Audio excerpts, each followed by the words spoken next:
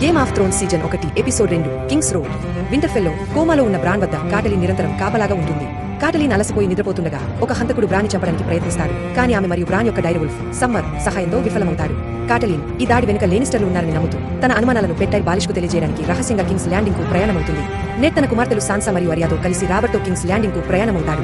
మార్గమధ్యలో అరియా తన friend mecha మరియు డైరవుల్ఫ్ నైమేరియాతో కలిసి ఆడుతుంది. కానీ జాఫ్రీ అరియాను వేధించడం ప్రారంభించినప్పుడు నైమేరియా యువరాజుపై దాడి చేసి అతన్ని గాయపరుస్తుంది.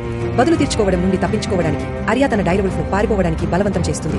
దిగులుతో సెర్సి బదులుగా సాన్సా డైరవుల్ఫ్ లేడీ ని చంపమని ఆదేశిస్తుంది. ఇది కుటుంబంలో మరింత విభేదాలకు కారణమవుతుంది. వాల్కు సమీపంలోని కాస్టిల్ బ్లాక్ లో టైరియన్ లెనిస్టర్ ఆసక్తితో జాన్ స్నోను కలుస్తాడు. ఆ యువకుడు నైట్స్ వాచ్ లో చేరడానికి ప్రయాణిస్తాడు. జాన్ వాల్కు చేరుకున్నప్పుడు అతను కైనమైన కమాండర్ అలిసర్ థోర్న్ క్రింద శిక్షణను ప్రారంభిస్తాడు. అంతే సమయంలో డెనేరిస్ డోథ్రాకి ప్రజలతో తన కొత్త జీవితాన్ని సర్దుబాటు చేసుకోవడానికి ప్రయత్నిస్తుంది.